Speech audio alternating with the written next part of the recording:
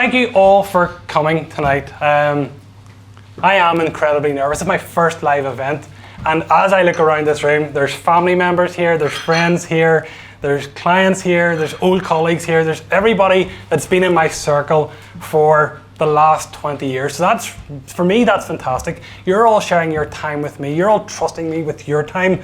And so my goal tonight is to ensure that for every single person here, this isn't time wasted. Like, that's my ultimate goal. I want you to spend the time here with me wisely, and that the result from this is far greater than the 2 hours that we're going to spend together. So a lot of you know my story. Myself and Marty, we built a business over, it was pretty successful over about 13 years from start to exit. And in that time, I also set myself a goal to become financially independent, financially free from work by the age of 40. And by many measures, I would say that I'm successful, and I'm proud to say that. And tonight, I would like to start by telling you how I did it. And I need to first tell you about 2011. When I was 29, I'd been running the business with Marty for a few years, and things were going particularly well. Our business just went like that, and we were starting to pay down our mortgage, and the business was going quite well. And like a lot of entrepreneurs, I know there's quite a few entrepreneurs in the room here, we all ask, what's next? And for me, that was, I didn't really know, and I did a bit of soul searching, did a bit of Googling back then, and I decided that I wanted to try and find a way to become financially free. So back in 2011, I created a document. Now, it was pretty much the back of a napkin, and I still have that document today. It's about 5 or 6 paragraphs, but it identified and it outlined exactly how I was going to achieve financial freedom and financial independence by the age of 40. Come on in, Joe. It wasn't that I hoped to be able to retire one day. It wasn't, oh, what if? It was specific steps, specific numbers, a specific timeline, and the plan to retire at 40. And I spent the next 10 years figuring that out. And the whole way through that, lots of things changed, but the plan remained constant. And when I told people about this, about 5 years in, because nobody would do that, nobody would talk about this type of thing early on, when I said I'm going to retire at the age of 40, I got this response. And that was the polite version. As you can imagine, there was a lot of, don't really think so. A lot of people didn't understand what I actually meant. A lot of people doubted it. And I can tell you that I sat for a couple of hours on Sunday afternoon over the dinner table with my dad. And at the end, he was like, no problem, son. Oh, you'll do it brilliantly. He had no plans, no thoughts that I would be able to achieve that goal. And he just changed the subject. But what actually happened was that I missed that target by a few months. It was 40 and 4 months. When the time was that I was able to say that work was optional. And if I was to measure success in a binary fashion, I'd failed. But that isn't real life. And even though I missed that target date, I'd accomplished something that most people won't and most people couldn't. But the only reason that I got that close, the only reason that I'm standing here in front of you all now, is because of that plan that I made. And it was showing up for it every single day from 2011 to 2020. Now, I'm not going to stand here and tell you that I did everything right, because I didn't. None of us will. There will be mistakes that you will make. They will cost you time. They will cost you money. They will cost you your energy. And so, the thing that I learned from all of this, that most of us forget, is that you don't need to be perfect. There is no perfect time. There is no perfect place. You just need to plan, and you need to show up for it. And that's what tonight's about. For me, it's about helping each of us understand all of the steps that we need to follow to ensure that success is as close to a certainty as possible. But I have to admit that before I get into all of this, none of the information that I'm sharing with you tonight is my information. None of the information that I'm sharing is some magic secret that's going to be shared at the end of this all. These are the words from other people. These are the texts from other books that I have learned on my time, and this is the knowledge that I've been granted by listening and speaking to people who are further along in the journey than myself. But absolutely everything that I'm going to discuss tonight is a process that I followed. And here's what tonight's not going to be, right? Firstly, this is not about me. I've already told you enough about myself, and from here on in, everything I'm going to discuss is about you. This is your night. It's not going to be a sales pitch, right? I am completely 100% against people selling in this manner. I genuinely want every single person in this room to be able to achieve their goals. And if I can help you doing that, that's a success for me. It's not going to be full of waffle, because most of you, well, quite a few of my clients in here know that I'm not known for that. I'm pretty direct, and that's how tonight's going to be. And my ultimate goal is that this is not a waste of your time. So before we get into it, I want to ask you a quick question. This is a rhetorical question. What's the difference between people who achieve their goals and those who don't?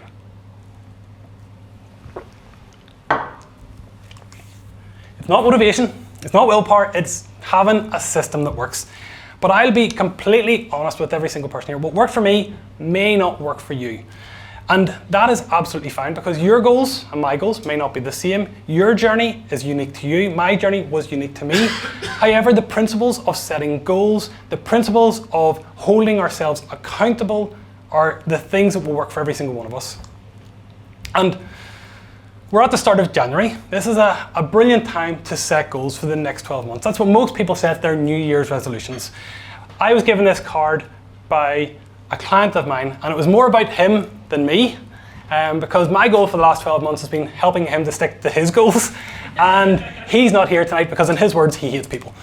So Jamie, you know him, his name's Jordan. But if we look at that stat that I found when I was researching this event, 94% of people will abandon their goals by mid-February. That's 94%. Not even 10% make it 6 weeks into the year. And here I am telling you that it took me 10 years to achieve my goal, and that I'm trying to get you to achieve your goals over the long term.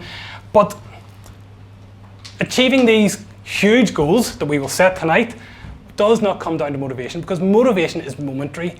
Here for a second, gone the next. It comes down to the planning method, and that's what's going to be shared tonight. Because here's what actually happens in any given year. January 1st, you're motivated, you set goals, you lose weight, we're going to grow the business, we're going to eat better, we're going to drink less.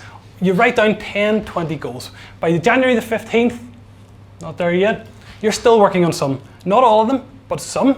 We get to the 1st of February, life's busy, family's busy, work's busy again. Your goals, we'll get back to them. And by March the 1st, what goals? And we get all the way around to the 31st of December, and we ask where the year has went. Now, throw your hands up, please, if that sounds familiar. Yeah, me too. And we all tell ourselves the same stories. Right? If only I had more time, if only I had more money, if only the economy was better, if only I had more support, if only I started when I was younger. And in his book, Think and Grow Rich by Napoleon Hill, has anyone read that book? Yeah, great book. It's written in 1937, still applicable today. But in that book, Napoleon Hill calls these alibis, but Northern Irish phrase, they're excuses. And I've told myself every single one of those excuses as well. And motivation does not come from your circumstances, it comes from ourselves. And over the years, I've spoken to a lot of people, I've studied a lot of people, I've read lots of blogs, lots of books, and they all had one thing in common. And it wasn't talent, it wasn't a rich mummy and daddy, and it wasn't connections. None of these people had it all. They all had definiteness of purpose. And again, this comes from Napoleon Hill's book. And these successful people knew exactly what they wanted. These successful people had a plan. And these successful people worked that plan until success happened. Definiteness, that's hard to say by the way, of purpose, that's really what I want you all to leave here with tonight. But what does that mean in the real world for us? You know, it's not vague wishes. It's not that I probably should do something someday. What you're going to leave tonight, again, is what I want, is clarity on what you want.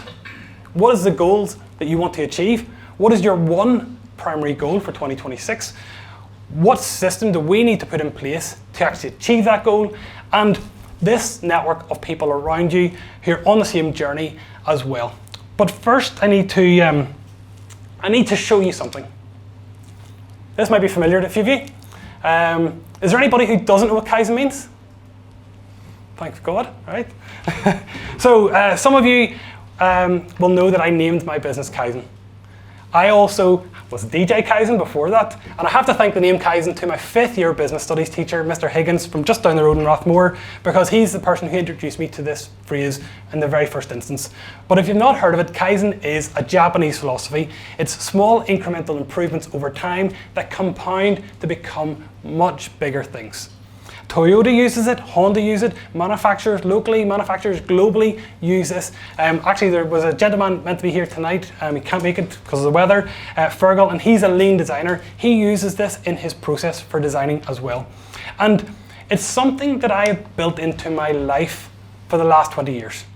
I consider myself a lifelong learner. I consider myself somebody who follows the Kaizen philosophy. I want to get better at the tasks that I know will help me achieve my goals, and I put the effort in to achieve them through that as well. And I use it to focus my efforts. And here's how it works. Now, online, and Tony tonight will tell you to increase your capacity, get 1% better every single day. And that is easy. If I asked you to get 1% better at a task every single day, most people could achieve that. And they'd achieve fantastic things. But if I asked you just to increase your capacity, your efforts, your energy, your understanding by just 0.1% every single day, you would increase your improvement, or you would improve by 37%, not 37 times, 37% in just 1 year. And to me, that's still an absolutely fantastic achievement. And it works like this, so 0.1% to the power 365 gives you 37.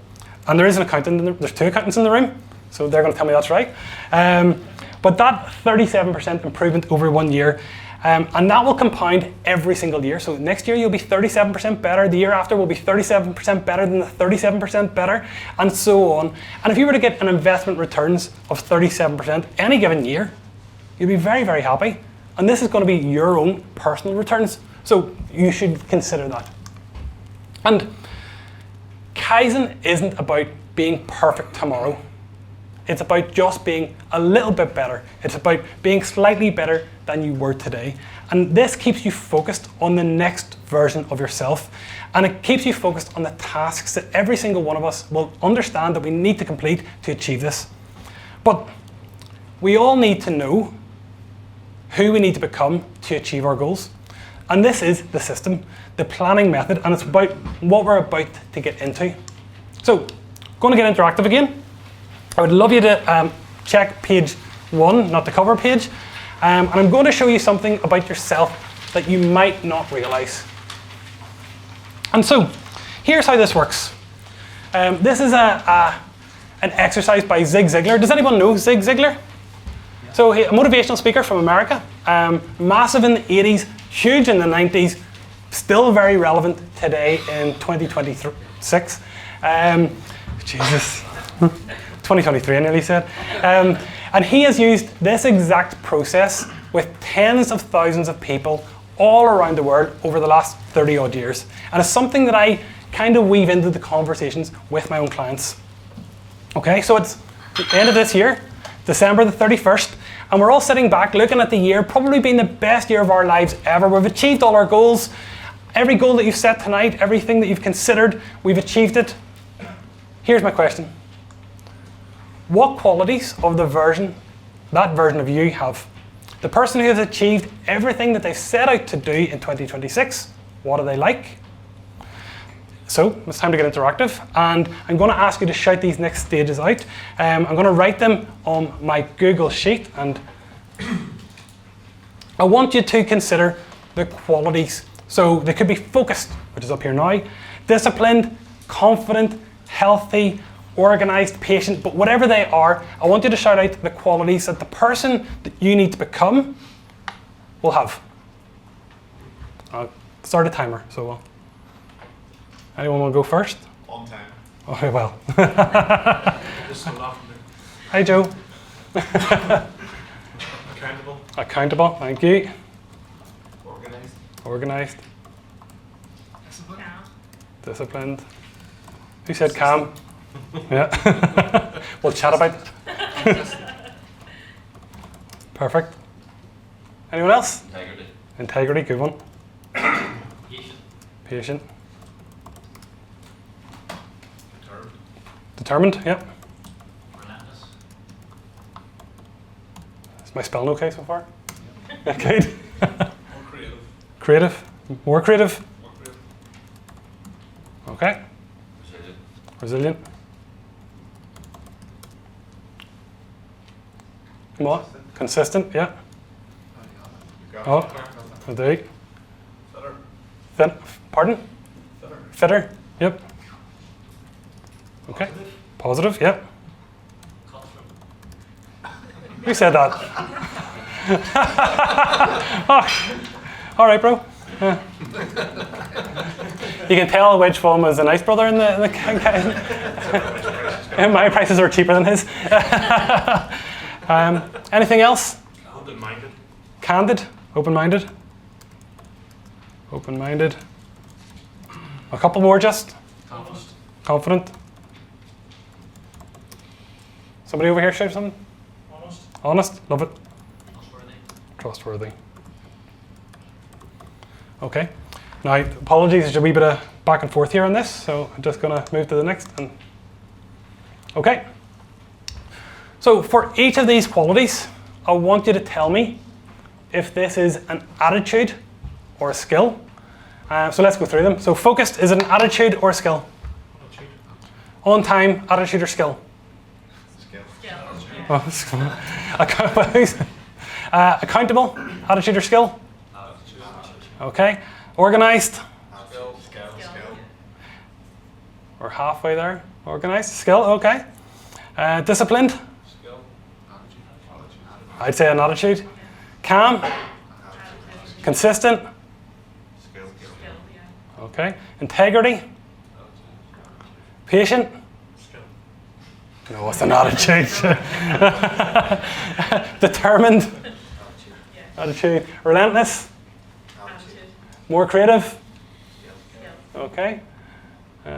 Resilient, fitter, skill. Positive, cutthroat, candid, open-minded, attitude, confident, honest. Yeah, I think so. It was all going to be attitude anyway. So I was going to say we'll count them all up, but the reality is that we probably don't need to because we can see that more attitudes than skills there. So let's count them up. No. What does this mean then? Okay, skills take time to learn. Okay, if you don't know how to code, it's unlikely that you're going to be able to create an enterprise app tomorrow, although I've bucked that trend this year. If you've never done financial modeling, you're probably not going to be able to create a complex spreadsheet today. And if you've never ran a quarter of a mile, it'd be unlikely that you would be able to run a marathon this weekend. Skills take time, they take learning and understanding, and you have to practice them. But attitudes, not so much. Attitudes, you can choose right this second. You can decide to be focused today. You can decide to be disciplined in this moment or in this evening, and you can decide to be resilient right this second.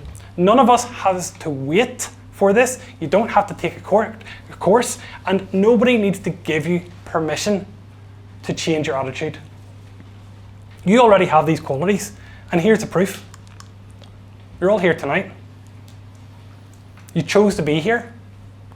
You're spending 2 hours with me, you're spending 2 hours in this room, you're learning and you're being proactive with your future. You're already someone who is focused, you're already somebody who's showing commitment, you're already being proactive. You're already that person on that Google Sheet. And so none of us need to become somebody different to achieve our goals in 2026. You just need to start activating the qualities that you already have. But you do need to know exactly what you want. You do need to know how we need to achieve it. We need to be able to build a plan to achieve it, and we need to be able to map out the steps and processes to get us to our end goal. So we now know who each of us needs to be. Let's figure out the plan to achieve it at this time. But attitude isn't enough, by the way. We need to prepare for success. So we need to plan for it, and we need to identify some of the roadblocks that are actually going to stop us from achieving our goals. So the first one is sprinting. We all get excited in the new year and we decide that this is it, I'm going to get fit, I'm going to lose whatever, and we try to improve something 50% overnight. We sprint to the finish line. You've all done this. Has anyone else done that? Where they're like, yeah, I'm going to do a double gym sessions, going to cut all my diet, going to cut the drink out, work 16-hour days if business is my goal. We go all in, and you know what happens? We burn out very, very quickly. We get exhausted, we lose motivation, gets to the 6th week, and the goals are no longer there. We're sick of eating clean and working out so hard. And I did that for years. Like even during my plan, I did other things, and I did fail at those goals. In the short term, it was always failure. I do not recommend it. And some of you will doubt yourselves along the way. Like I'm standing here in front of you, wondering why all these people are listening to me. I swear. I woke up this morning with fear that I was going to embarrass myself in front of you all, but every one of you here, and a few of you have told me, you want to see me doing well, and that's the same in your own lives. These are just the irrational thoughts that we're telling ourselves. None of it's true. And so I want to tell you something. None of us has all the answers, and anybody who tells you they do is a liar. The person who built the space shuttle didn't know how to build a space shuttle when they were born. The person who built and exited a business didn't do that on day one, and the person who ran a marathon had to build the skills and build the ability to do so over time. And so I do want you to consider this. Who you are today doesn't define who you are or who you can become tomorrow and what you can achieve tomorrow. And I think we all need to embrace this in Northern Ireland because we all have histories, we all have pasts. Where we are today will not define where we go tomorrow. And again, apologies, I'm going back to me, but this just briefly. And when I started my business, I was told you're too young. I was told that you don't have enough experience. I was told to come back in 10 years. And every single person who told me those things were right. Because I didn't have experience. I didn't have knowledge. And every day since then, I've spent all of the time learning, educating, training to become the person that's standing here in front of you.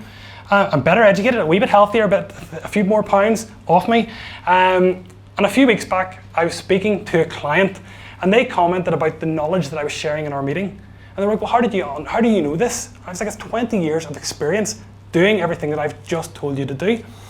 And so if I was to step back to 2011, there wouldn't be one person in this room who would trust me with their time because I didn't have all those things, and yet I'm here today. So, as I said, these limiting self-beliefs are your brain telling you lies. And I can guarantee you've all told yourself lies over the last, maybe 24 hours, but definitely over the last week. And I can tell you that there's not one successful person in the world who has not felt that way. Your brain will tell you all the time that you're not good enough. And I would like to reposition that for you all tonight. You might not be good enough yet, but we'll change that. Now, most people think that you need to learn everything before you start. And who is a perfectionist or thinks that it has to be right before they get into things? I can tell you that's lies. You just need to be 0.1% better. You just need to put one foot in front of another to achieve your goals. And that is not the secret behind it, but that is what you just need to do. It's just progress over perfection. Because none of your goals you're going to achieve tomorrow. You're going to achieve that next step and the next step only. And that is the thing about Kaizen. Small improvements compound. Just 1% or 0.1% better every single day, and you will be 37% better a year from now. And that is exponential growth from just tiny improvements over the days. And that is our new baseline for next year's growth as well. But all of us need to know what we have to improve. And please put your hands up if you've tried to improve any of those things at the same time. I will. And keep your hands up if you were successful. Nearly kept my own hand up. No, it doesn't happen. Because when you do that, we improve nothing. Because we're spreading our energy right across 10 different goals, and it will never work. But what I want to tell you is revolutionary. I promise it will change your life. That's it. Just pick one goal and focus on it. Get laser focused on that one goal, make it easy to maintain, and set yourself up for success at every step. And we'll talk about all of that tonight. Get just 0.1% better at that one thing or single tasks that will move you closer to that goal, and watch what happens. If we go back to Napoleon Hill, in his research, he interviewed 500 of the most successful business people of his time, which was 1937, and he found that they all had one thing in common. Back to that definiteness of purpose. They knew exactly what they wanted, specific numbers with specific timelines. Things like, I'm going to earn £500,000 in retained profits in the next 3 years. Or I'm going to complete a high rocks on Saturday in an hour and 10. Not going to happen. Not vague wishes, specific targets. Now, I've mentioned Napoleon Hill a couple of times already tonight, and all the way through the presentation, I'm going to mention a few other authors or a few other speakers, and I've created a little bit of a reading list in the back of the brochure, the booklet, the workbook, and so if you want to find any of them afterwards, you'll see them in there as well. But I imagine you'll know their names at least.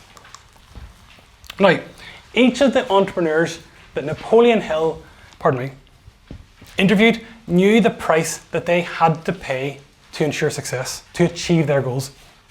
For me, on my journey, it was 16-hour days. It was missing events, stressing about staff. Does any of this sound familiar? Stressing about sales, marketing, and everything else that happened in running a business. Most people want success. Very few people are willing to pay the price for it. And that's because success isn't easy. Success takes time and it's costly, and there's absolutely no shortcut, no matter what people on Instagram will tell you. The price might be time for you, it might be discomfort or actual comfort, and it might be saying no to other things. But if none of us know the cost of success, how can we budget for it? How can we know that it's worth pursuing? Now, before we do the next exercise, clarity is power. You do need to understand that. The more specific you are about your goals, the more your brain will help you get there. Whenever I set my goals, it gave me this heat-seeking missile, because you don't know every step along the way. You just need to know the next goal. Your brain will figure out the path to the next step. It will give you clear targets, and it will help you find a way to hit your goals. But if your target is vague, I want to be more successful, I want to be fitter, I want to be happier, that's really vague. Your brain doesn't know what to do with it, and it will just default to the status quo, and that is rarely growth. And again, another author, Gary Keller from The One Thing. Has anyone read that book?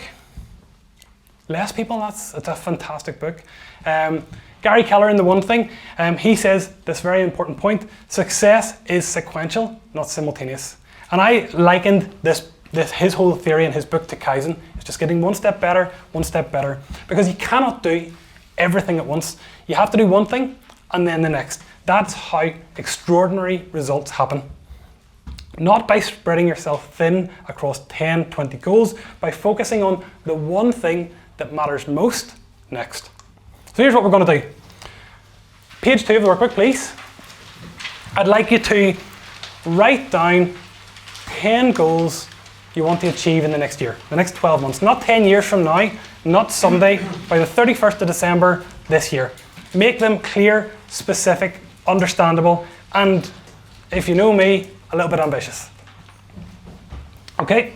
And then the important part of this is that you're going to identify the one goal that's going to be your priority for 2026. And the one goal that would have the greatest impact on your life. The one thing will then become your primary goal. Everything else we do this year will support that. Because if we get clarity on what we want, and we work on it every single day using the system I'm about to show you, I promise your life will change. So I'm going to give you 5 minutes to do this. And please don't overthink it. Don't edit yourself as well, because I know a few people will be mindful of that. And these goals can be anything. Business goals, personal goals, health goals, relationship goals, financial goals, I don't care. These are your goals, they're unique to you. The only rule is they need to be specific. Use numbers and absolutely no vagueness. Okay, so not lose weight. I want to lose 30 pounds by the 30th of June. Not grow my business. I want to increase revenue by £500,000 by December. Not save money. It's save £30,000 towards the house deposit in whatever time frame. The only rule is that it needs to be achievable in 12 months, by the end of this year. And I know I've just told you that I had a 10-year goal. I actually broke that down into single years, but it all came to that 10-year conclusion. Does that make sense to everybody? Cool. And don't worry about getting them perfect, because you don't have to. Can change in the morning. Just get them written down.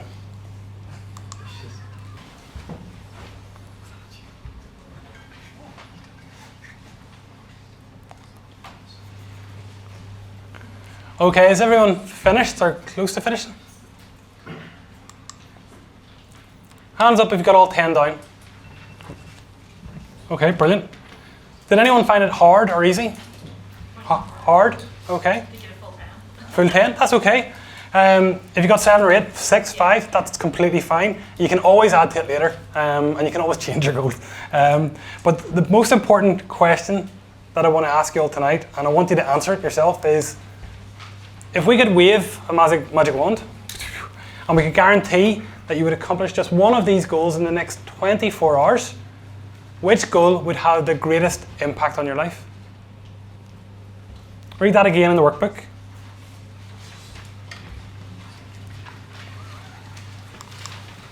It's not going to be the easiest goal, not the most fun, not the one you think you should pick.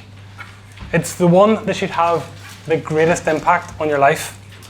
And most importantly, that goal, if you achieved it, the one that would make everything else easier or completely unnecessary.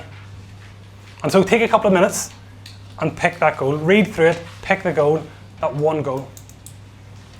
Does that immediately jump out at anyone? Yeah. That goal? Yeah.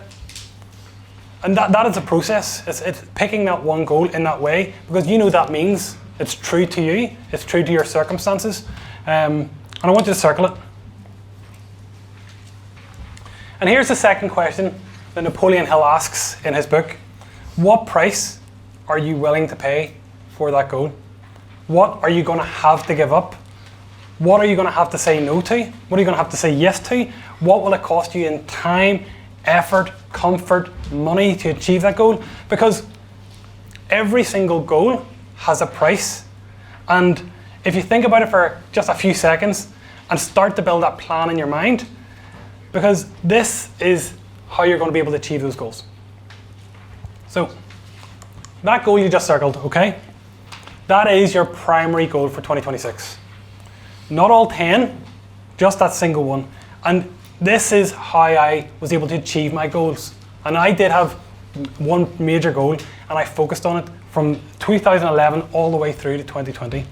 And what I learned by writing that document in 2011 was that you can achieve pretty much anything if you put your mind to it, but you can't focus on 10 things. You can't focus on 3. It would be hard to do so. And so when we're building our 12-month roadmap, it's just on that one goal. The other 9, none of them disappear. They're not devalued in any which way. Many of them will just happen naturally as you're processing and you're going through that main goal. But your energy, your focus, your daily actions, they should all serve that one goal. Pardon me. And that is clarity. That is what Napoleon Hill calls definiteness of purpose. Okay, so we've identified that one goal for 2026. That is huge. We're finished. We're not. You can't keep growing if you burn yourself out. None of us will make any progress if we destroy our health. When I was building my business, some of you were there, Richie and Moya, from the very, very start. I focused so hard on my own goals that I nearly destroyed my own health. I got fat. I was waking up at 3 a.m, stressed, just wired, and that was cortisol. I was working really insane hours. Marty and I were in the office for 7 every single morning. Stopped exercising, waking up, as I said, at 3. And while that worked, and it would have worked for a while, it would have ended up in disaster. And it was taking its toll on me. And I love this quote. It's one of my favorite quotes ever. It's by Jim Rohn. I believe it's by Jim Rohn, but I need to get that right. take care of your body. It's the only place you have to live. And that is why I've invited a very good friend of mine, Tony, to join us tonight to help. He specializes in helping people stay healthy and active, and he's a person that keeps me accountable with Gary on my own health journey. So I'd like to introduce Tony O'Neill. Some of you might know him. He's a high-performance nutrition and health coach focused on longevity, which you probably heard me talk about recently a lot, and living life well. Some of you will know him as the New Lodge Gandhi. Some of you will know him as one half of Tony and Jen's. We'll not say which better half or not. And he's the one, the only Tony O'Neill. Thank you. Very kind. Thank you, Connor, especially that introduction. Can't remember what you said, but it sounded smart. I had no brief on what to do here, so do bear with me. Connor's told me I've got like a 15 to 20 minute sort of window, so trying to get rid of that cursor. Need a tech guy and need one. So I've went with 26, so it's not even working. Here's me thinking, whenever you have this here, I crack the same joke every time. I think I'm in Santa Ponsa, 2009, trying to like go into taxi driver's eyes and make them cry, but it doesn't even work. So I went with 26 actionable strategies to just run with a theme. It's New Year's, it's January, it's 2026. So 15 to 20 minutes, I'll not go too much beyond that. I've worn multiple hats in this. Yes, now we're sucking diesel. So I've worn multiple hats in this industry. Like I've known, you can see Gary here up towards the front. Must know Gary nearly 20 years, and he told me when he walked in, it's the first time he's ever seen me wear a pair of jeans. And I thought because it's Connor's big night and all that, I would make an effort. So I appreciate that it was noticed. Easter Sunday, wee throwback. So the reason I've got different photos here is just to like, as Connor like alluded to, I sort of, my goal, just to give you some context to see whether I'm worth listening to or not, my goal was to become a PE teacher. So this is actually quite fitting, and I enjoy doing stuff like this. And that was way back in 2000 and, oh my days, 2005. So I started off strong, I wanted to become a PE teacher, but like 6 weeks into it, my dad took ill, and then before long he passed. My head was up my bangle, so I had no real desire to study. And but off the back of studying in Stranmillis, in our first like sort of semester of year one, there was a thing called a fitness instructor. So back then, kind of didn't really know what it was, so went ahead, it was free. Being from New Lodge, if it's for free, you take it twice. And I did that, and lo and behold, I bummed about. I had a job in Parcel Force, can't even remember how I talked myself into it. And I crashed the van 3 times in two days, 1 hour. The third time was in the depot on the way out, and he came over and took the keys off me, and we agreed it wasn't for me. So eventually got around to personal training. Because of the fitness instructor, I thought to myself, like, I really enjoyed aspects of that and started like turning things around a wee bit. This was about 20 years ago. I got a job in, it is now Gymco, the Arena. Great memory, thank you. In the Arena, which is now Gymco in Finnegy, and that was about 20 years ago. And I don't know how I got that job, because on paper I was like the least qualified. Talked my way into it anyway, and then it's just evolved from there. So I've got like a very front to back way around it. So I went back and did like an access course that gave me the capabilities to do more science-based stuff. So then I eventually did a master's degree in human nutrition in the University of East Michigan, because back then you didn't really have distance learning, and I didn't have the capability to go day to day. So that worked with my schedule. And then from there, things just like escalated down rabbit holes of who I became. So the first picture is just with a guy called Lewis Crocker, who's now world champion, and I worked with him the first half of his career, so I'm taking all the credit. Of course, that's why I've put him in there. The second photo is, I think Connor mentioned it, Tony and Jen, such as in the restaurant with a few of the athletes I was working with and the belts they had at the time. The third photo across is in the kitchen so it's Queen's University have an elite athlete sort of section. And what Jen and I do is go in, we talk about the theory behind like the application of the food, and then we do like a cook along with them. Show them how to batch cook, food hygiene, all of that. I really enjoy it, and actually said, no, it's worth mentioning. That came off the back of having a restaurant. So for example, I'm going through a tough time right now in business and thinking about to flip the switch, whatever, and get offside. That bricks and mortar sort of application, that still carries through with us today, and it gives us a bit of credence and a bit of, oh right, okay, you had that. Like, that's cool, whatever. Even though I went bankrupt, like, but I don't talk about that bit. You talk about the first bit. So, but that's how we get introduced. So my point there is that whenever things go wrong, there's often, like, it works itself out. I'm a believer of that anyway. And then the last one is something that we did this time last year with Lagan Construction, and it was success is a byproduct of well-being, and that's something that, like, I'm very passionate about. Just trying to find where someone is at and how easily can you move the needle, just to feel a bit better, a bit more capable. And, like, on that day again, we did, like, a ready steady cook thing. They had the list of ingredients, and had, like, it made 3 different ingredients and we had to score them. Brilliant crack. I can't believe I got paid for it, but here we are. So starting my list through to East Michigan University. I was supposed to work with Lewis Crocker back 2016, maybe 17. I wasn't sports qualified, so I did a postgrad in sports nutrition. And then recently I've just completed something on behaviour change, because I find that really fascinating about human motivators and all that. So I'm not going to try and be a psychologist, but I will tap into some things here on the slides. So we'll move into it. So yes, sorry, and the boxers there, just a wee point I'd like to make is that I always had to argue with the S&C coach, their head coach, because my job was always to get the athlete as healthy as possible, and they couldn't understand that. They were always about, why is he gassing? What supplement can he take to, you know, go into, like, the later rounds with more energy? And it's just like you guys here in business, like, the healthier your status is, the greater your ceiling becomes.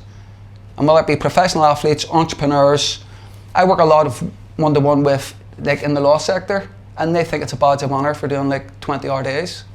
And, like, it blows my mind, thinking, like, just because you're researching a case and you're on your 6th coffee, it doesn't mean that it's productive use of time and you're getting that bit further on. So anyway, you may have noticed on the first slide it said capacity, and that's my word at the minute, that's my buzzword, and I love it. The reason being, no 2 days are the same. Linear approach, maximising it, what's another word, optimising it, like, because no 2 days are the same, how can you maximise it? So what I would like to discuss this evening, 26, I've got 12 minutes to go, so we'll fly through them.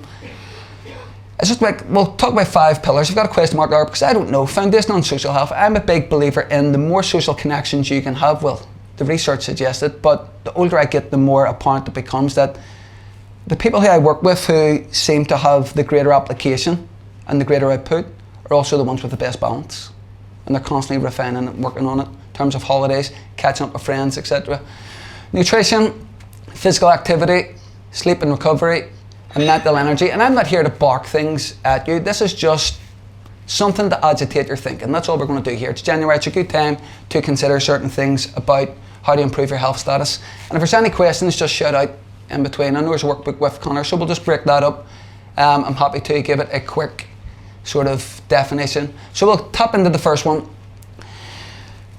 An old lecture of mine, I ripped the hydraulics out of this. See if anybody's connected with me on social media. I don't know how frequently I say this, but it's just a really good, like, frame. Genetics loads a gun, but lifestyle pulls the trigger. Yes, you may be susceptible to heart disease, diabetes, dementia.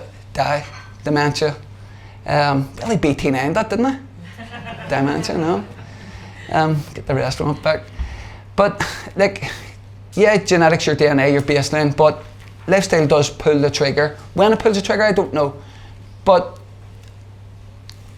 I'll give Connor a shout out here. Connor bought me a book years ago about Stoic philosophy, Marcus Aurelius, and he talks about something about, like, control what you can, cope with what you can't.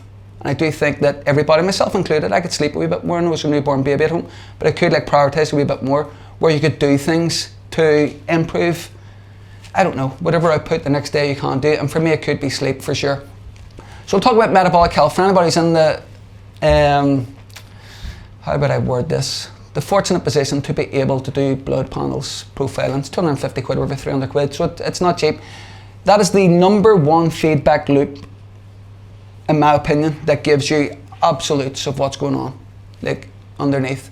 That doesn't mask a good night's sleep and you're feeling great the next day, etc. That gives you the feedback you need to know. I really like this one, waist to hip ratio.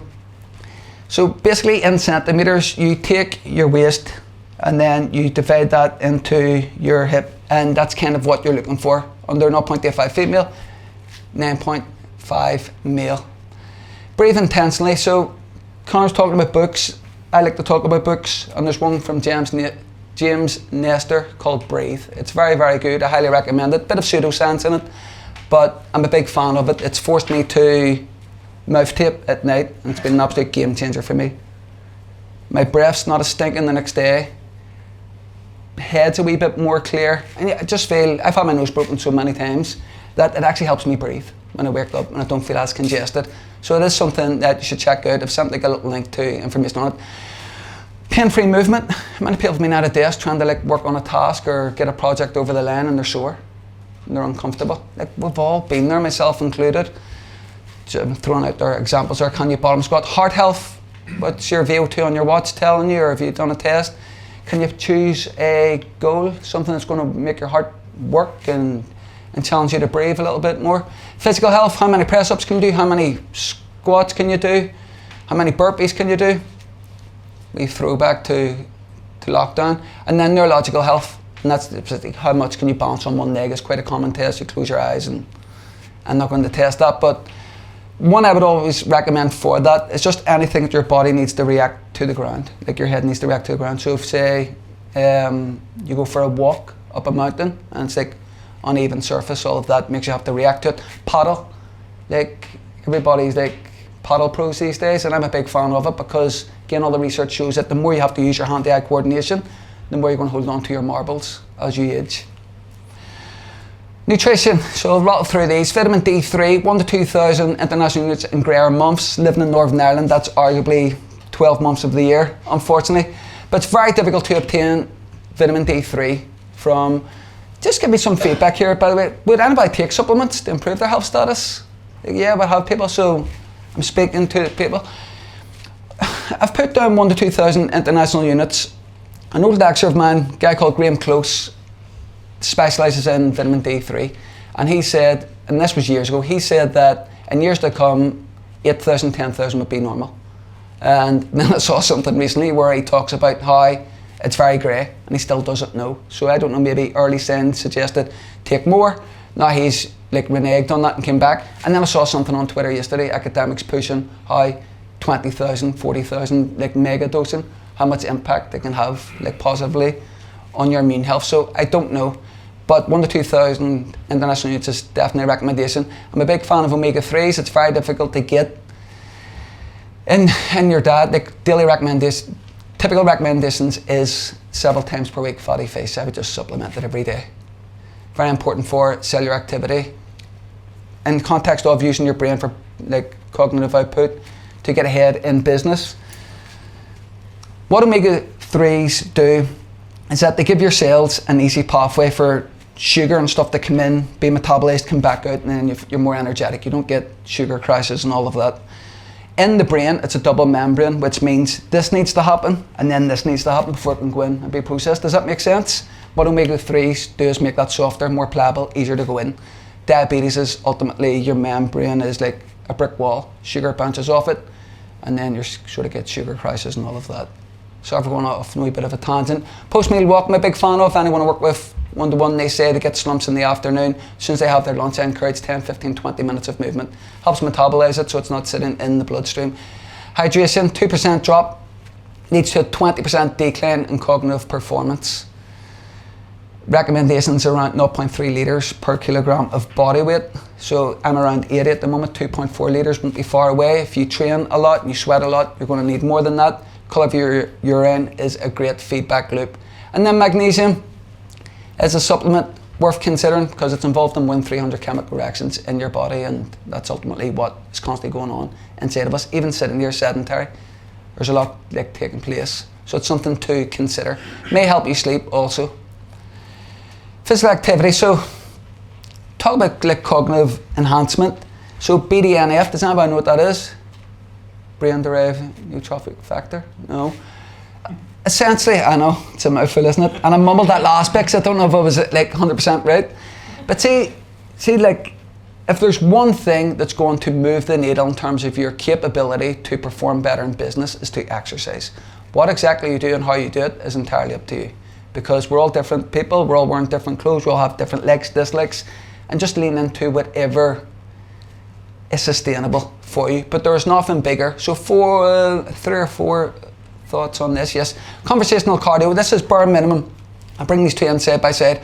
If you can do 150 minutes per week, conversational cardio, that has a lot. That will compound a lot and give you a lot of return. Would I suggest more if you can? Absolutely. Resistance training 2 times per week, 20 minutes. 3 to 4 times per week would be ideal. 20 minutes, 30 minutes. I'm going to contradict myself here with exercise snacks after that.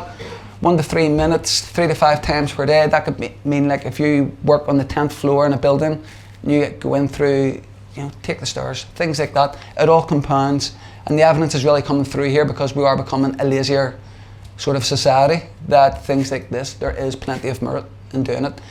And then hope molecules, a doctor called Kelly McGonigal has made this popular in recent years. Her book, I can't remember what it's called, but it's a very good read. But she talks about myokines. They're just proteins that come into the bloodstream and they just go to your brain and say, you've got this. Essentially what the output is after you exercise. Helps you manage stress, become more resilient, and it's like a natural antidepressant.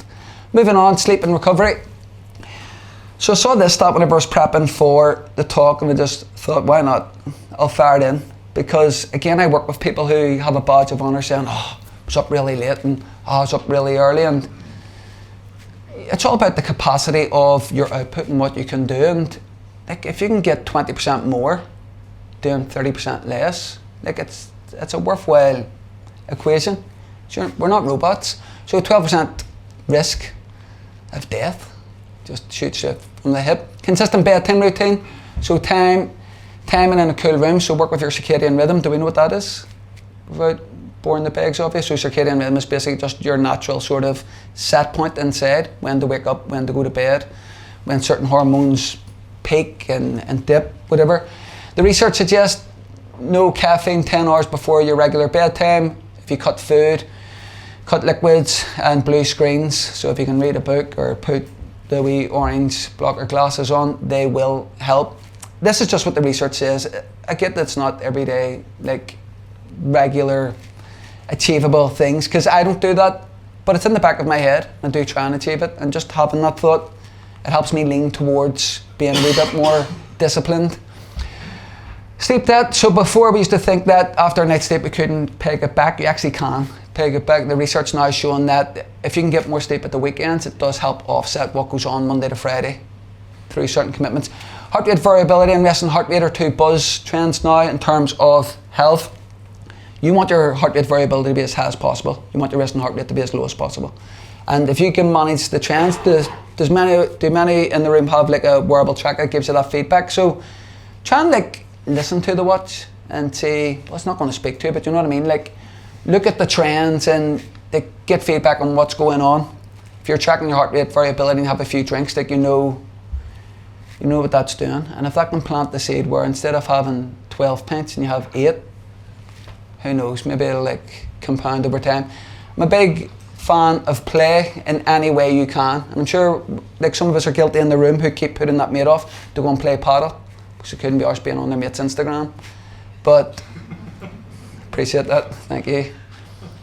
So physical, creative, social, anything that you can dance, anything that you can go and move, let your hair down, just something that takes you mentally present into what you're doing. There's lots of research coming out now, how important that is for cognitive ability. And then this here one that I hadn't really heard of until I started the research for tonight. It's called attention restorative theory. Does anyone know Daniel Pink, the author? No? He's big into it and he talks about the importance of, you get any sort of writer's block, he's an author. You get, well obviously, ask it, have you read his books? But he talks massively about, as soon as you get a block, you're at your computer and you're stuck, go outside. Like get outside for 10 minutes, 12 minutes, 15 minutes.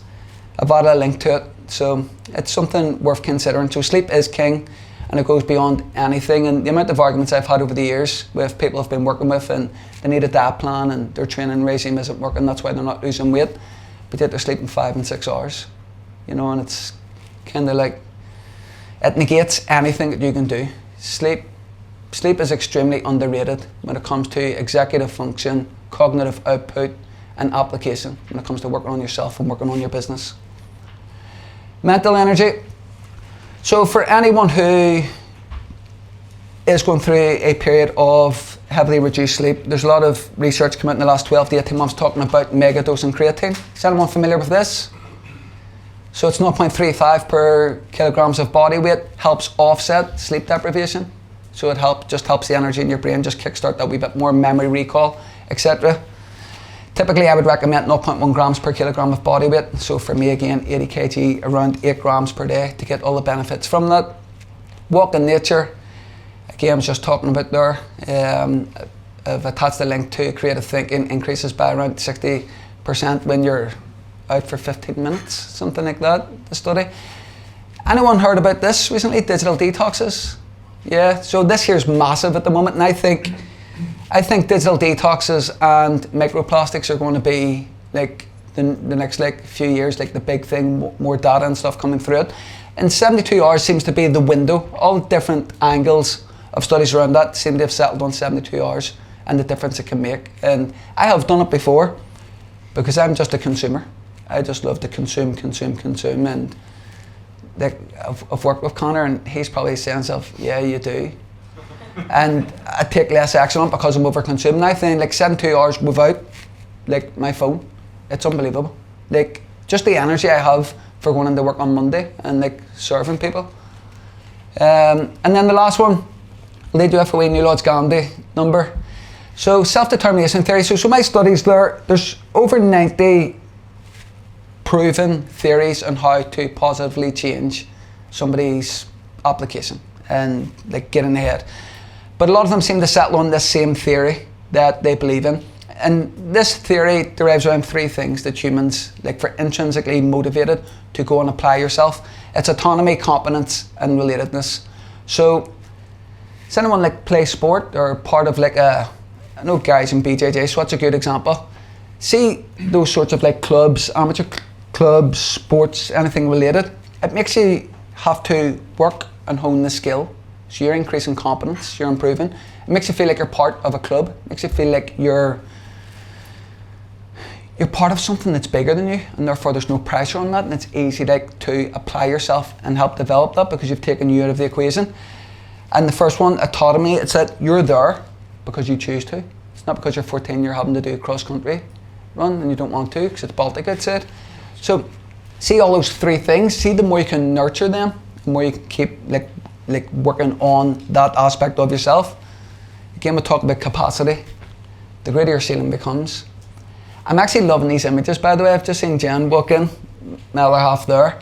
And I did this on one of those websites, AI, crack. I'm in my 40s, I'm allowed to talk like this. I was looking at the images going, they're a bit weird, but they're actually really good, aren't they? Like, they've worked. So ChatGPT gave me this anyway, because bouncing ideas off it, and I really like this. It isn't about optimizing, it's about increasing your capacity so more days feel easier. Sometimes you're going to need 90 units to get through that day, other days 70 units.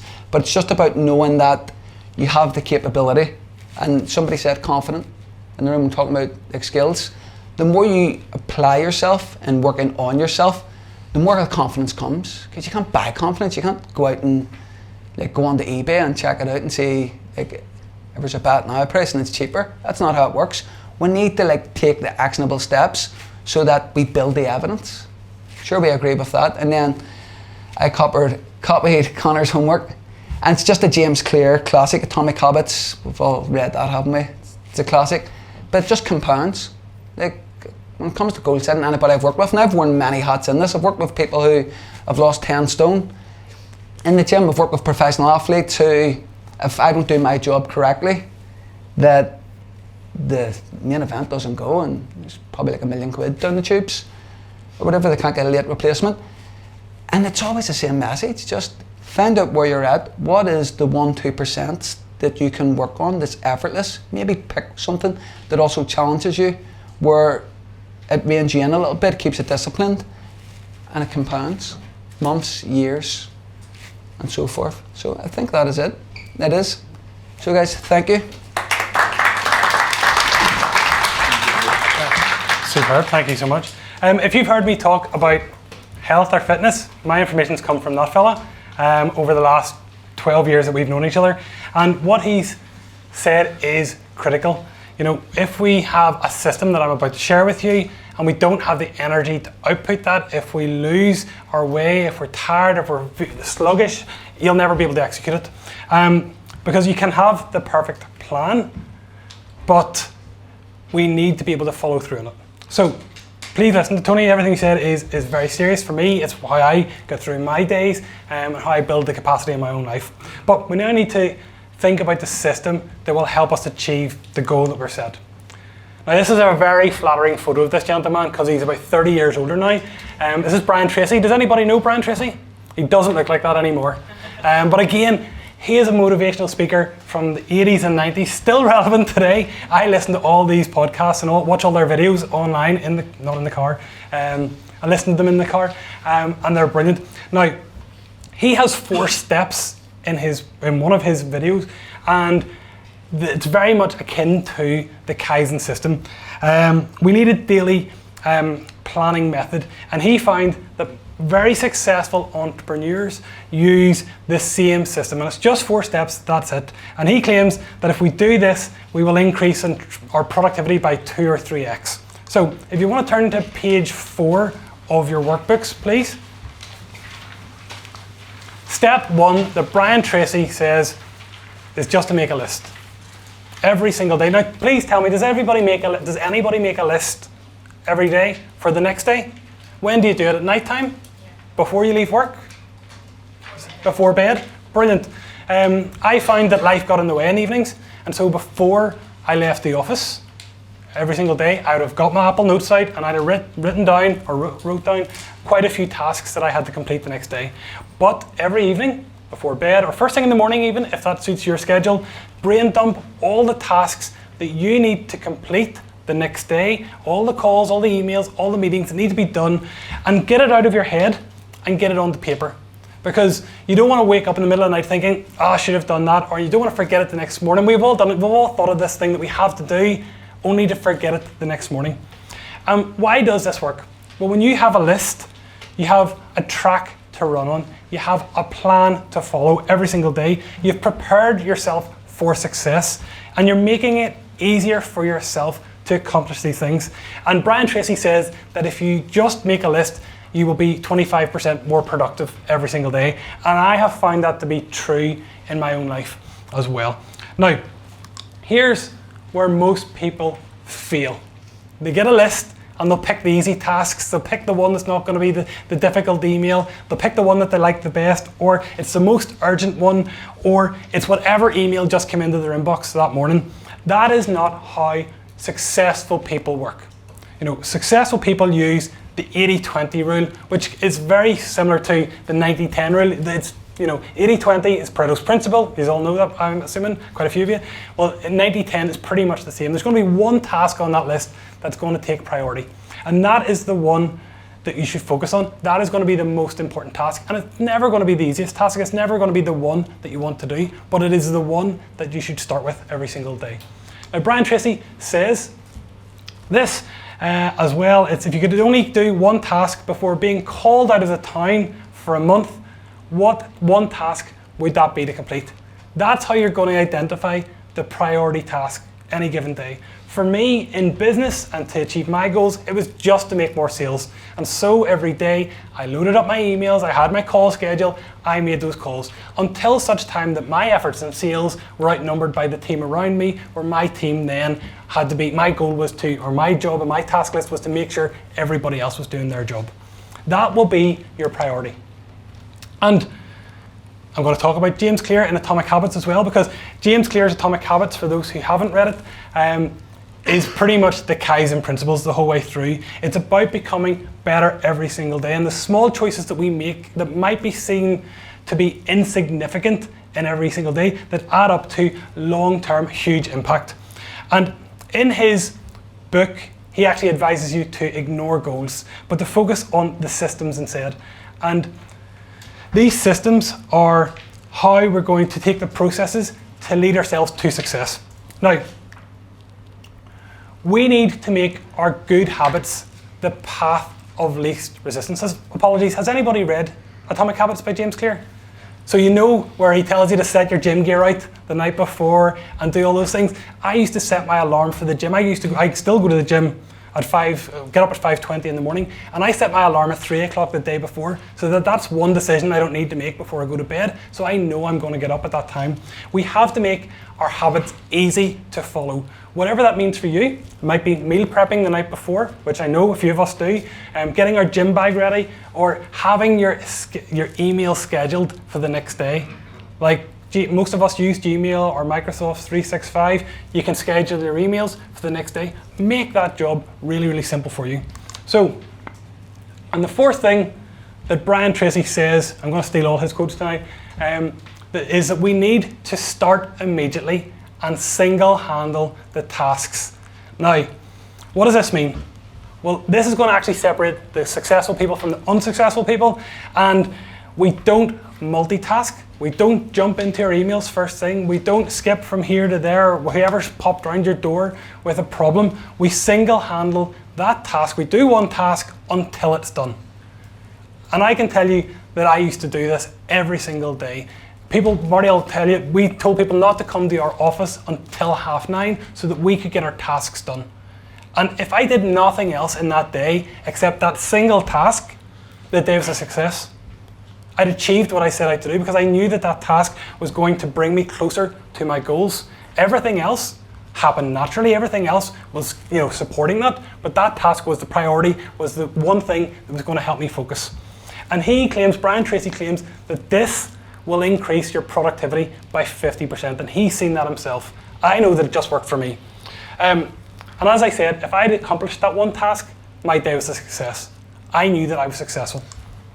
So, the combined result of those 4 steps, 25% increase from building a list, 50% increase from single handling those tasks, and that's how he says that you can double or triple your productivity.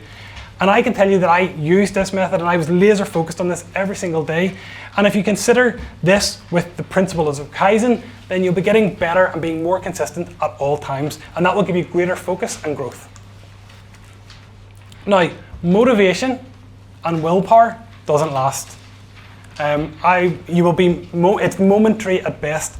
And what happens in the real world is that you need to build the habits that will last a lifetime when that enthusiasm and that motivation, it passes you, because it will. And that's what we're building here. We're trying to build systems and processes that last a lifetime, that last a decade and more.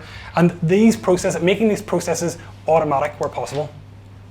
Now, research, again, something on the internet says it takes 33 days to make a habit stick. And here's my challenge to every single person here. I want you all to lock in that habit, to set those goals and to set that single handling tasks and to do those every single day. Because what actually happens is that if we do that, it will become easier, it will feel a little bit more automatic, and you'll start to see the results, and that will continue your motivation and your enthusiasm, and it just becomes better for you as well. But there is a warning with that. We can't let those old habits creep back in, because the minute we do that, we're back to square one. The moment we start slacking, it will come rushing back, and it's always easier to fall into bad habits. It's always easier to, go for convenience at lunchtime than to meal prep the night before. It's always easier to skip the gym than to not do that. It's always easier to just wait for the sales emails to come in than it is to go hunting for that business. So I want you to keep going every single day. And then I want to show you how all of this applies to our plans for 2026. So, what's the one thing then that I can do that will make everything easier or unnecessary? And is it sales? Is it marketing? Is it operations? Is it getting up and going to the gym? Is it prepping your food? All of those things that we need to figure out, because that one thing becomes your domino. That's the one thing that will help you start every single day. That's the one thing that by doing all of this, it will knock down every single pin that goes beyond that as well. And it's the same with your goal as well. So, you know what your one thing is, you know what your goal is for this year, you know what the tasks are that you can do, they're all in your head, but I want you to start now and write them down. What are 5 ways that you can achieve your goal every single day? What are 5 different actions that will move you towards your goal?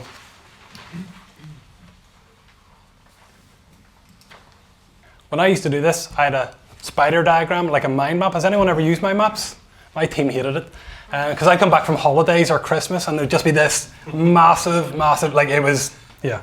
You've all seen that meme where the guy's at the screen. That was me. I had to change it and go down to 5 things. That's, this all comes down to being simple, making it easy for you guys to follow. When your brain's scattered like that, you achieve absolutely nothing. Has everyone written down? They're cool. They're brilliant. So look at those 5 options, please. And now we're going to ask ourselves Gary Keller's question from the one thing. Which one of these 5, if you did it consistently, would make the other 4 easier or unnecessary? And that becomes the domino. That's the bowling ball that hits the first pin that moves us closer to our goals. And I want you to circle that goal. Has that become really apparent for everyone? What that one task is? Good. Job done. Cool. Now, I've just answered that. Apologies. That's the one task for tomorrow. That's what I want you to start with first thing in the morning. Some of you might go home tonight and get started with that. Maybe not, it's a bit late now. It's the one thing you can actually complete tomorrow, please. And we have to be specific with that. Apologies, should have jumped back to these later on. It's not just get healthier. It's a 30-minute walk before 8 a.m. It's send 3 people a message to arrange coffee. There's some people in this room that I did that to last year. Andrew, I'll speak to you on that. These are the messages that I had to build my network, to do the things that, the reason you're all sitting here tonight. John, again, I visited you on your podcast a couple of years back. Again, those are the type of things. It's building the path forward with the least resistance. And these need to be concrete, measurable, and specific tasks that you will follow. And what happens with this process is that you become attuned to the detail. You'll understand the systems and habits that will get you closer to your goals, and they'll just become more natural. Like, to me, everything that I'm telling you tonight is just what I do all the time now, because it's taken years to achieve that. But this is how I think every single day with the tasks and the goals that I've set myself. And so I would like you tomorrow to do that task. And I would like you to continue doing that task for the next 33 days. And I would love you all to message me after those 33 days and tell me how you've got on, whether it has been successful or why it hasn't. And then we'll address that together. That is what single handling is. That is Kaizen, the continuous improvement. And that is, that 0.1% better every single day. And I've promised if you do it, you will get results. And as I said, that is the system that I followed. I actually told you all this during that about going to the gym and all, so I'm going to ignore that part. But plan tomorrow, tonight. Or if you're not getting started tomorrow, do it tomorrow night. Okay, so before I move on to near the end, actually, page 6 has some key quotes from the authors that I have spoken about tonight, and also a bit of a troubleshooting guide. If you're stuck, I don't feel like doing that, I don't feel motivated, I keep getting distracted, there's a couple of points in there. You can always message me, you can message Tony as well, and all the answers, well, some of the answers, not all the answers, some of the answers are there. And page 7 has a monthly milestone tracker. I use Apple Notes for a lot of things. I use Google Sheet for my financial tracker. I still have the financial spreadsheet that I have from 2011 that tracks my net worth all the way through to today. How you do that for yourself is absolutely up to you. There's hundreds and thousands of habit tracker apps that you can get, so whatever is good for you guys, I would definitely suggest whatever works for you, whatever is easy for you is the right tool to use. And I'm nearly at the end, but I want to finish with this. And there are 2 pains in life. The first is the pain of discipline, and then the second is the pain of regret. Discipline weighs grams, regret weighs tons. 10 years from now, when you're sitting back here, you'll either have 10 years of success or 10 years of no success. You're going to be 10 years older regardless. So why would you not set yourself up for success? So hopefully tonight I've helped you make a plan. Hopefully I've given you your one goal for this year. Hopefully I've helped you prioritize the tasks that you need to achieve those goals. And hopefully I've given you that one item for tomorrow that will get you on your path. And now for you guys, it's time to pay the price of discipline. But you don't need more resources. You do need to be more focused. And I appreciate that life is busy. Business is busy for the people that I know. The business is busy for the people I work with here. And you do need to stop waiting for the motivation. Nobody else is going to motivate you. It's just yourself. And in 2009, I was just a wee lad who was educated down the road. None of you would be standing here listening to me. And today, I'm so grateful that you've given me your time. And there were plenty of days where I didn't feel motivated. There were plenty of days where I was ready for throwing the towel in. And I had somebody in my office and somebody at home who were motivating me and keeping me accountable to myself, even if they didn't know it. And that's what this room is for you guys. This is a group of people. There are husband and wife teams here. They're actually sitting beside each other nearly. There are people in your network that you can speak to. Everyone in this room is on a similar journey to you. And so I would like you to maybe, if you need accountability, that you would consider introducing yourself. I know people have come together as well. Maybe using that person as an accountability partner on your goals. Because I showed up every single day, whether I felt like it or not. And on the days where I really didn't feel like it, I spoke to somebody else about that. And that is key, because there's not one person in this room who is different. We're all different, but in terms of our motivation, we will have motivation for a while and then it will dwindle. And having somebody in your team, in your corner, is key. The same is true for you. So, hopefully we have everything that we need to achieve our goals for this year. I was going to ask a loaded question and say, does anybody not? But we'll save that. Hopefully you have the attitude, the clarity, you have the domino, that one action that's going to take us further, to make that first step. What we don't need is motivation. We do need the discipline. And that's it, there is no entire secret, there is no secret to this at all. Just show up when you don't feel like it, and even then, we need to bring in people to support us. Bring in your friends, your family, whoever that is. So, as I said, 5 years from now, you're going to be older. Whether or not you achieve your goals, and one question that I want to leave you with is, are you going to look back with regret or pride for the work that you've done in between them? So, as I said, use your team, be accountable to those. One of my other favourite quotes is that you're the sum of the 5 people that you surround yourself with. And I really believe in that. The people that I surround myself with are in this room tonight. They're the people who hold me accountable. And I know it's the same for the people that I know personally here, that they have people around them who are committed. Is January the 6th the day that they had the... I'll take that out next year. America, where, anyway, well, insurrection. So every one of you has taken time out of your room, or everyone in this room has taken time out of your diary to be here. You're all committed to your own personal growth. You're all committed to your own personal success. But I promise you, going alone isn't easy. And I would, just suggest that if you want to introduce yourself to somebody else, if you want to take details of somebody else and have a conversation with them, I would definitely recommend you do so. Or if you've come with somebody who also is going to hold themselves accountable, these are the people that you need to surround yourself with. So, I wanted to just address why I ran this event. Well, the first reason I ran this event was to be in a room with people like you.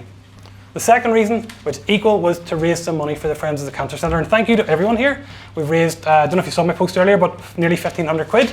So that'll be donated in the next couple of days. All the ticket sales from tonight, all the proceeds, not the profits, all the proceeds are going directly to Friends of the Cancer Centre. Everything else you see around here, I'm covering the cost of. But I really want to thank Jamie, the guys from Axel over there, thank you so much, and the guys from Balmoral, and also Kaizen for doing the print. Really good quality printing.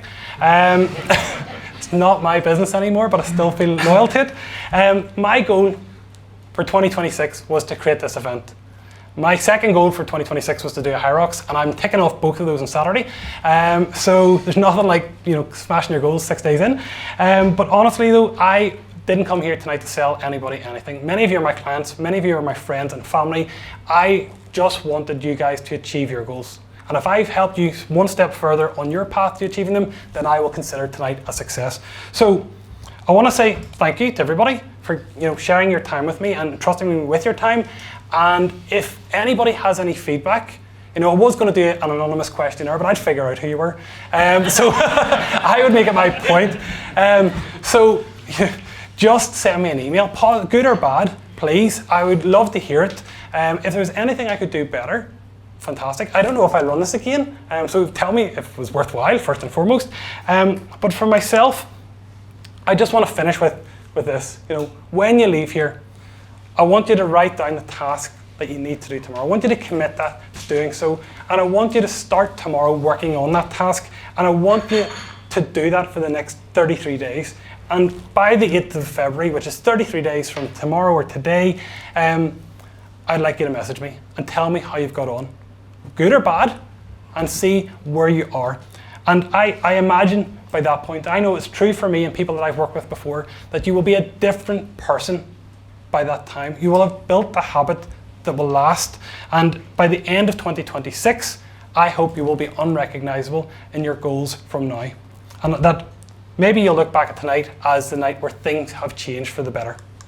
So hopefully, right, and I can't keep saying hopefully, but I really do hope that you've come here for a planning method and that you've got it, that you know your one goal for this year and that you have a path to achieve it. So thank you.